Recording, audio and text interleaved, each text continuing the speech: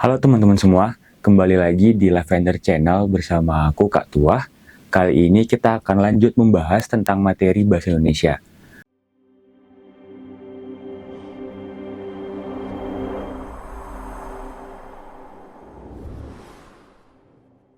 Oke teman-teman, sekarang kita masuk ke materi selanjutnya, yaitu tentang konjungsi. Nah, untuk materi konjungsi ini, teman-teman sudah seberapa paham nih tentang konjungsi? Apakah sudah tahu fungsinya, penempatannya,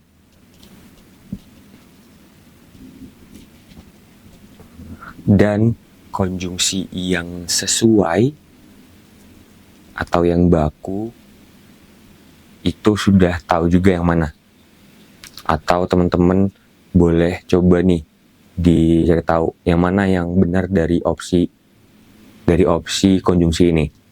Ada opsi akan tetapi,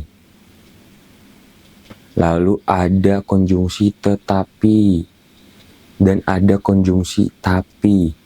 Nah, dari ketiga kata ini semuanya itu punya kelompok kata yang sama, yaitu tapi. Tetapi, ataupun akan tetapi. Tapi kok ada tiga?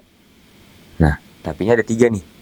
Kira-kira bedanya apa aja dan kenapa bisa ada tiga? Apakah beda di fungsinya, beda di penempatannya, atau beda di kesesuaian atau kebakuannya? Coba teman-teman tahu nggak kira-kira jawabannya yang mana? Nah, jawaban nanti kita kasih tahu di akhir ya. Oke, untuk materi konjungsi sendiri, ini cukup sering ya teman-teman muncul di materi PBM atau PPU. Biasanya kita disuruh untuk menggabungkan klausa atau kalimat. Jadi kalau kita disuruh menggabungkan sesuatu dari mulai unsur kata, jadi kata, lalu frasa, klausa, kalimat, ataupun paragraf. Ketika kita disuruh menyambungkan suatu bentuk pesan, maka kita memerlukan konjungsi. Di mana kita menggunakan konjungsinya tergantung juga apa yang perlu kita hubungkan. Misalnya, kalau kita menghubungkan kata dengan kata, maka kita menaruh konjungsinya di tengah sini.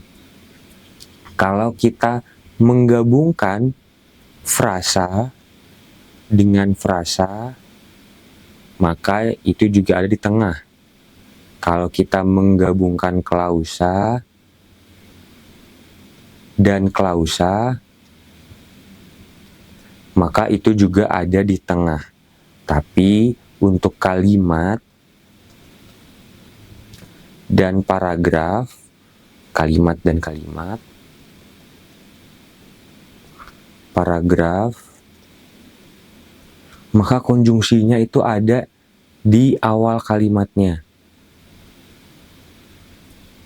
Jadi kalau tadi di materi subjek kita tahu kalau keterangan itu bisa ada di awal, ternyata nggak cuma keterangan, tapi konjungsi juga bisa ada di awal struktur sebuah kalimat.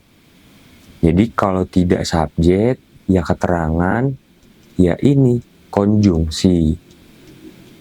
Nah, berarti kita bisa membedakan konjungsi berdasarkan penempatannya, yaitu ada yang di tengah atau ada yang di awal.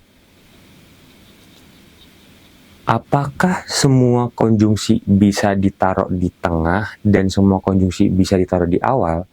Jawabannya tidak. Konjungsi memang dibedakan, salah satunya dengan penempatan, yaitu antar kalimat dan intra kalimat. Antar berarti di awal kalimat,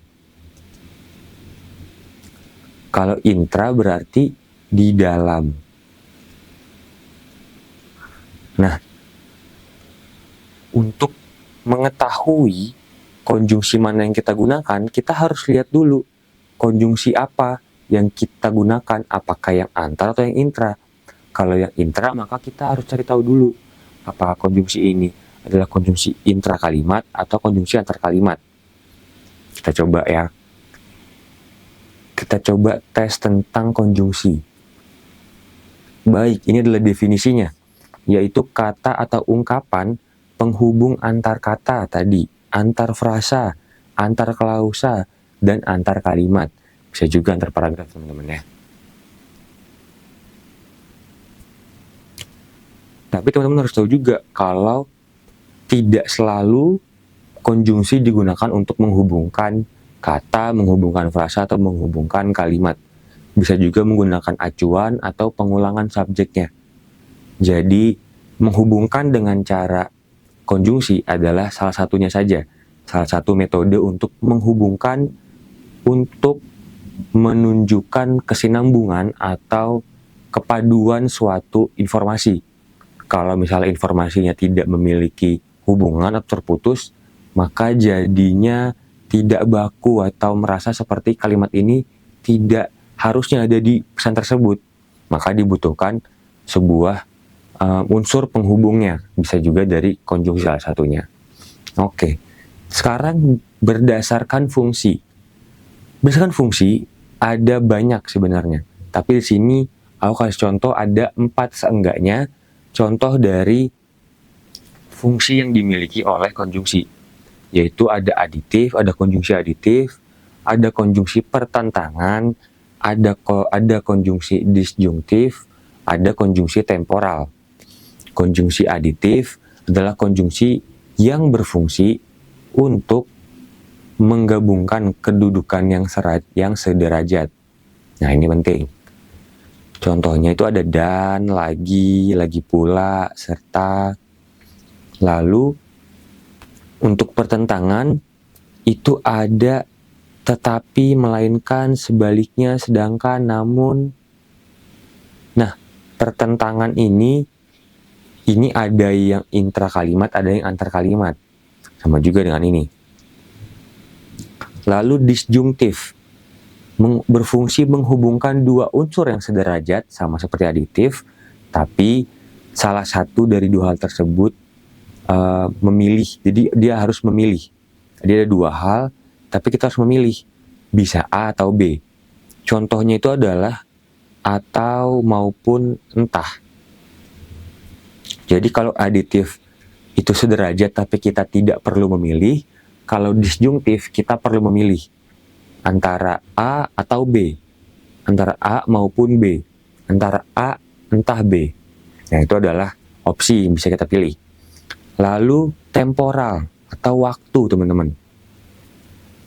Jadi konjungsi ini berfungsi untuk menjelaskan hubungan waktu antara dua hal atau peristiwa baik yang sederajat atau tidak sederajat. Contohnya itu ada apabila, bila, hingga, ketika, sampai, sebelum, sejak, selama, sementara, setelah, dan sesudah, teman-teman. Jadi ada banyak ya, ternyata contoh-contoh konjungsi yang bisa kita pakai secara variatif di sebuah kalimat atau sebuah pesan.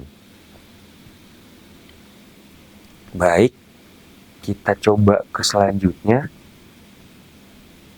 yaitu tadi yang kita sudah ketahui tentang keterangan letaknya di awal dan di tengah. Kalau di awal itu berarti berada di awal kalimat, fungsinya menghubungkan kalimat. Kalau di tengah itu bisa frasa yang dihubungkan atau klausa. Bisa juga kata. Atau di sini bisa juga paragraf. Jadi ada banyak ya teman-teman yang bisa dihubungkan oleh konjungsi. Gak cuma kalimat saja, gak cuma terpaku sama kalimat, tapi ada jenis-jenis struktur pesan lainnya. Oke, selanjutnya. Nah, selanjutnya ada contoh soal nih teman-teman. Yaitu penggabungan kalimat. Di sini udah aku garis bawahi contoh dari konjungsi yang ada. Nah, kalau berdasarkan lokasi atau penempatan, maka mereka adalah intrakalimat. Nah, berdasarkan fungsinya, kita harus lihat dulu dari yang dihubungkan, sebelum dari konjungsi dan setelah dari konjungsinya. Kalau kita lihat, kemusuhan mental dan karakter bangsa tampak jelas dari di mana-mana, diperlukan kerja keras dan upaya semua pihak untuk tersebut, maka ini adalah sebuah sebab akibat atau kausalitas. Tapi yang mana sebab, yang mana akibat?